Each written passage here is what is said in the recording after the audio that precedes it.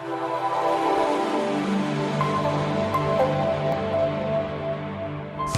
I'm Todd Karges. I was invited today by my friend Tolulope Samuel to participate in the panel conversation on racism and diversity. I have a background in project management, and I now work in the nonprofit sector.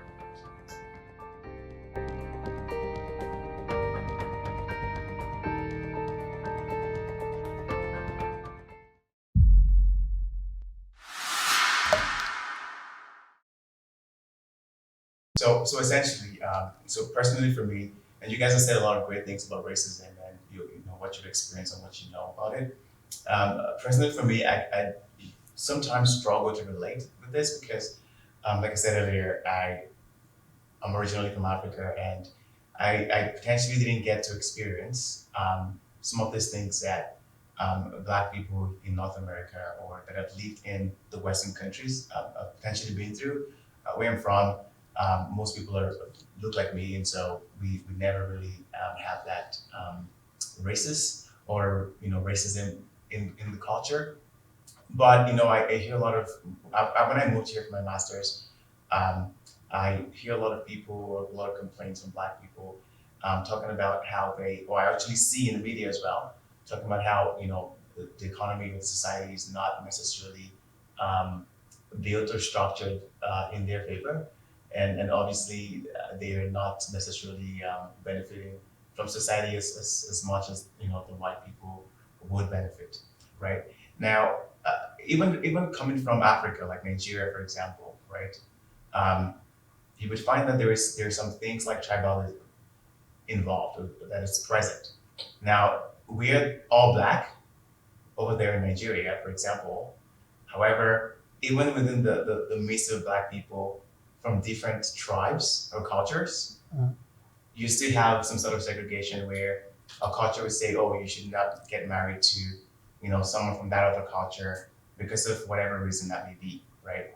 So I think the concept of racism goes way back in history, and not just to people that look different, but even towards the people that look the same as well. So I think it's a human problem that probably has to be fixed one way or the other.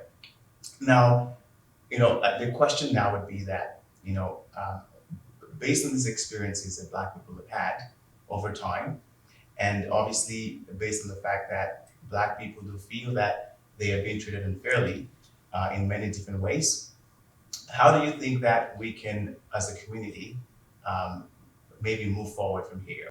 Talking from another perspective, which is because we do have this perception that Black people, right, we have dwelt on racism as a trademark. We've dwelt on the fact that people or our forefathers were enslaved, and as a result, maybe that's why we're not, we're where we are today. Now, don't get me wrong. Like I said earlier, I do think that the treatment of marginalized people like both Black and Aboriginals, it's not just Black people, right? Aboriginals, and if you go to the US, even Latin Americans as well, have been marginalized. And they've been prevented from getting certain opportunities potentially, right? But the question becomes, do we continue to dwell on the past? And do we continue to blame all of our problems right now on, enslavement or whatever has happened? Or do we let bygones be bygones, move forward from here? Now I'm not saying we should forget history. History is history, that's fine. That can be taught in schools and classes, whatever. But what do you think we should do from here? Should we let bygones be bygones and move on? Or should we keep dwelling in the past and keep blaming everything on the past? What are your thoughts on that? You want to go first? Sure, I'll tackle Okay. that. It's a great question. I think letting bygones be bygones is just not the answer. It's easy. What happens in the history has a ripple effect of what happens in the present, which then impacts what happens in the future. So if you look on wealth gaps, what happened because of slavery, there is a clear correlation to what's happening today and why there's such a wealth disparity, but also a generational wealth perspective, why there are less Black individuals who may find themselves in wealthier positions versus their counterparts in all other races, not just the white population. But what I would say though is it's also based off of the structure. So the structure is actually historical. The structure was built so long ago that it's not relevant to what's happening today. So I think if the bygones be bygones can't happen because the things that are happening right now are still set up to allow other type of populations to succeed versus, say, marginalized communities. Okay. So I would say that for us to move forward, there has to be a correction. There has to be a change. Okay. We do corrections and changes for audits. We do corrections and changes for inflation. We do corrections in, checks and balances for real estate. Why don't we do that for our system? Okay, Yeah. great. So that's great. So, but then correction and changes is not going back and saying, hey, this has happened and we're going through this because that happened. Sure. So do we need to actually take active steps to say, hey, Yes, let's move forward? but we do need to take those steps, but it's not we as Black individuals have to take that step. Yes. It has to be we as a society, we as a country, we as a nation, we as whoever we is. Humanity. Yeah, humanity. Okay. All of us need to take those steps. Because I find it very ironic that, when we have these type of conversations, it's the Black individuals versus the white Versus, yeah. individuals, right? Yeah. It's always an us versus them, but realistically, you talked about tribe. Our tribe is being Canadian. Our tribe is being Torontonians, right? Our tribe is to make our economy the best economy in the world, make this country the best country in the world, right? So if we're not aligned in our tribalism, our beliefs, our values, our mission, then we will always have this disparity. That is the issue. That is where we need to have those corrections, in my personal opinion. Okay. And I think if we make those changes, they will have those ripple effects where we look in the future and we are in a better situation than we are now. But it also then, to Todd's point earlier, it goes back to exposure, right? So when you asked that question to Todd, and Todd, please feel free to jump in, you said, I don't think I've ever experienced racism, or I don't know what racism feels like because I haven't experienced that. But I don't feel comfortable talking about racism, but you feel more comfortable now because that conversation may be happening now. What happened with George Floyd, as much as it was a horrific experience, it actually came with a lot of positivity because a lot of individuals who weren't in our community heard us for the first time. At least we felt that way, right? I have more colleagues who talk to me about racism pre-George Floyd than they did post-George Floyd.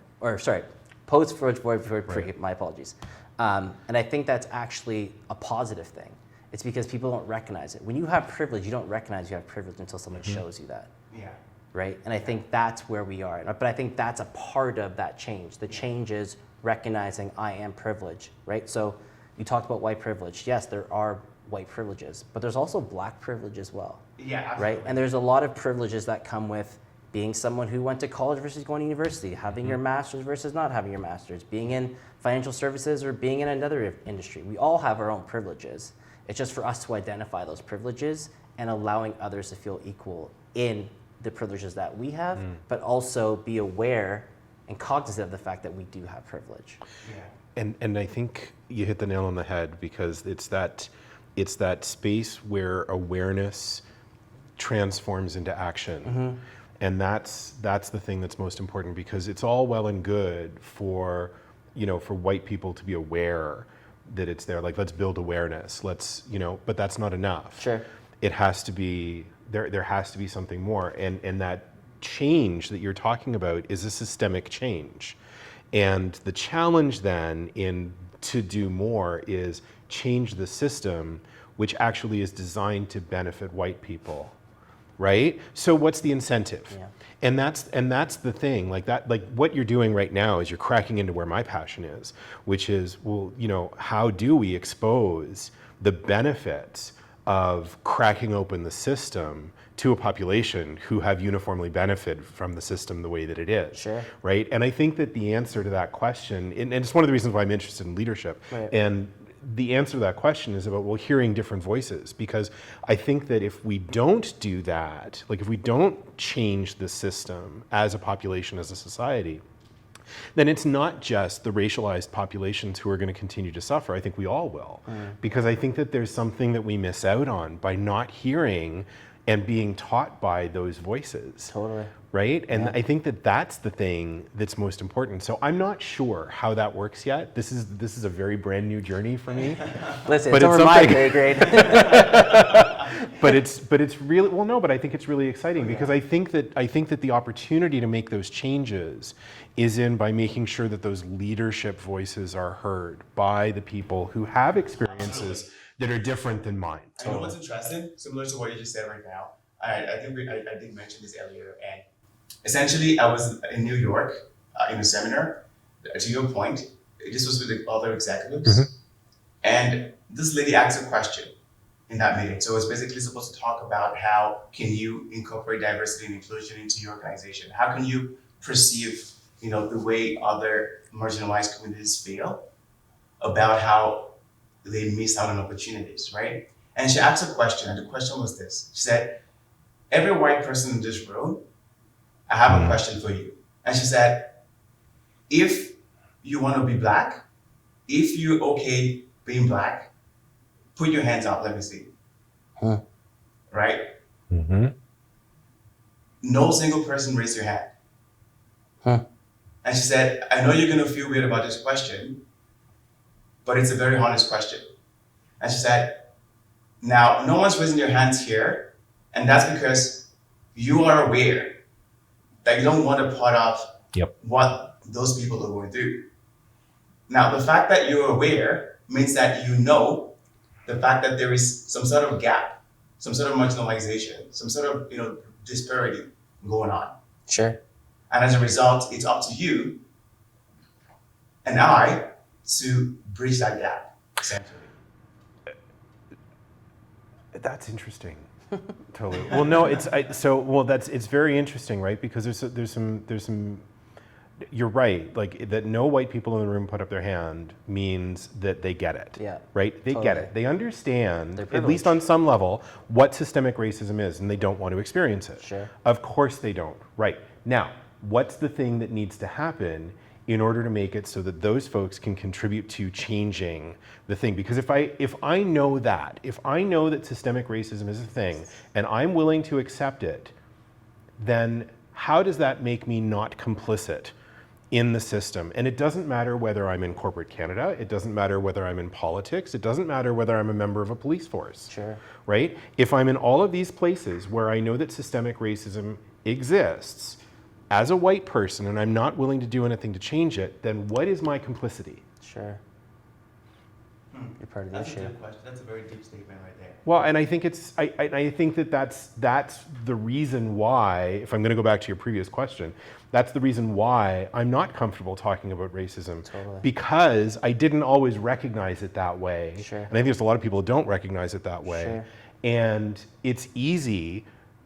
It's very, very easy to just sort of not talk about it and to fall back on being kind or being nice. And that's not the same. Right. Right? Because these changes aren't going to happen by being kind and being nice and by not talking about it. Yeah, it needs to be right? action. Everything just gets perpetuated. These changes are going to happen by being loud and by being demanding. Sure. And by making sure that we actually acknowledge the actual humanity of all of the people around us, Sure. regardless of the color of their skin. Yeah. And that sounds so basic, but it isn't, is it? Complex. Yeah. Yeah. And it makes you feel uncomfortable. Of course it does. Like I was saying earlier, one of the experiences that I have had, going on the train, from time to time, we go train. So I'm sitting right here, professionally dressed, obviously with a blazer on, because I'm just like either going to or coming from work. And like all the seats in front of me are pretty much clear. No one's sitting there. You have everyone walking through. Now there are lots of jam-packed people on the other side. And no one sits over there. Clearly I don't look like a criminal or like someone that would hurt you if you sit right next to me. Not really sure why that happens. But it's a very funny and weird thing that I find. And I'm not even sure what to make of it. Like, is it racism? Is it just based on like people's preference? Maybe just rather sit somewhere else, or is it like a glaring fact that people are not coming to sit here just because of the way I look? Mm-hmm. Now, Delmar, I don't know about your experiences. I don't know if you take the GO train or not. I don't know if you take like the TTC probably or something like that. Now, I'm not sure if you've had similar experiences to what I'm talking about. What are your takes on these kinds of situations? Like you talked about, at that point in time, the fact that I would have had to deal with some sort of emotional, or I would have had to deal with that situation emotionally, and that's time that I should have used to deal with something else, maybe like read a book or do whatever. Now, what would you think? What would you think or say about that? Mm-hmm. That experience that I've had, would you say that it's something that other people have you encountered people that have had similar experiences, like I'm talking about? What are your thoughts? I would hear from both of you. Maybe I'll start with you, Delmar. Sure. What are your thoughts on what I just talked about? Yeah, absolutely. I think as you said that question and as you talked about that scenario, I'm pretty sure every single Black individual who's watching this video said, yeah, I can relate. Oh, wow. But I think at the same time, because of the perception of Black individuals, I think those who are outside of our community have a perception of who we are. So I've had this experience so many times where I have never met anybody, they speak to me, I talk to them, and after the conversation, it usually goes, you are not what I thought you were gonna be. I had this whole perception of how Black males are, and I have a conversation with you, and you're not what I thought, right? But I find it very ironic because that then goes back into privilege. Yep. Because as a Black individual, every single time I walk in a room, I realize that I represent my community. Others don't have to have that same type of pressure with them, Mm-hmm. right? And so I think it's interesting. I think it's just part of the Black experience, but I also think that the perception that especially Black males have within media, I think that really portrays that. I think do I blame? Sure, let's use white individuals for having their perception of who Black males are. No. Because if they experience every single day on CP24 or any other, media outlet, and they see Black individuals who are doing crimes, or the only time they're experiencing Black individuals, subconsciously, that's how they're gonna perceive you to be, right? It's psychology, Yeah. right? And so I think as individuals in our community, as much as it's exhausting and we put so much more on our shoulders because we have to do this every single time, Yeah. I think it's good for us to be those representations. So for you, on the train, being the friendly Black guy helps every other Black individual too. That has a ripple effect, right? So as much as you want to say it's the other, we also have to take into consideration how we represent ourselves. Absolutely. And how we have our encounters, because not every single white individual has the opportunity to meet someone in the Black community or have them as a friend or a colleague or so on and so forth. So I think from that perspective, we have to recognize that that is the reality. We do have that added pressure, or I guess you can call it pressure, but it's also an opportunity. It's also for you an opportunity to make a positive change for your community. Yeah. And I think the more individuals are exposed to our community, not when it's just around music or culture or sports, right? Yeah. But yet I say all those things, and those things have the most impact in the world anyways. Yeah. So when you think of our culture, and I take a lot of pride in this, the Black culture moves cultures. Yeah. Right? So when it comes to fashion, when it comes to sport, when it comes to politics, so on and so forth, we are always that community that's always leading the charge. And so I would love us to have that same type of energy that we put into those things into all aspects of our lives, because I think it only allows us to show our value as a community as a whole, but it allows others to see us shine in different ways that they may not see it on their day-to-day actions. Absolutely. Or I interactions as can well. relate to what you're saying as well, because, like for example, I've been in situations where I'm having a conversation, and at the end of the conversation, people, curious, they're like trying to figure out the accent, they can't really figure it out. They're like, okay, you're not from here, Sure. but I can tell where you're from. Before people hear me speak, they just naturally, like instinctively, they verge towards me being from the Caribbean. I'm not from the Caribbean, I'm from Africa, right? Sure. Nigeria. Well, listen, every Black person from the Caribbean, right? So I totally get that perspective that you're coming from, where people just, they have a preconceived notion about you, where you're from. But Sure. when I have a conversation and afterwards they're like, oh, so where's this from? And I say I'm from Africa, and they're like what? Do they speak English out there? I'm like, Right. Like, get out of here. Like, don't even talk to me. Yeah. But yeah, totally. I see your perspective there, and that totally resonates.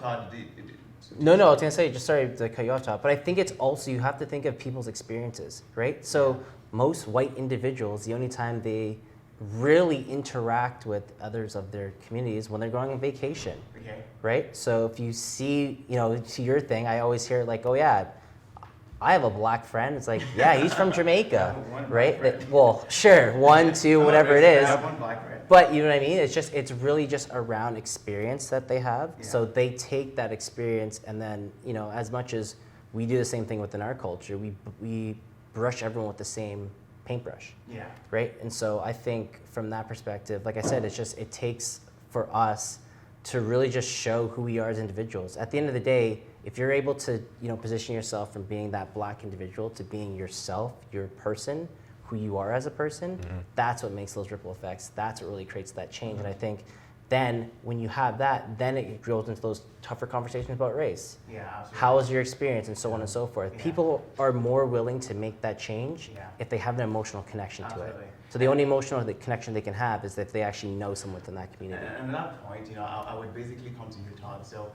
there's been conversations about, how can white people approach these kinds of conversations? Not just white people. Let's say everyone, right? So white people, brown people, black people, Native Indians, or whatever.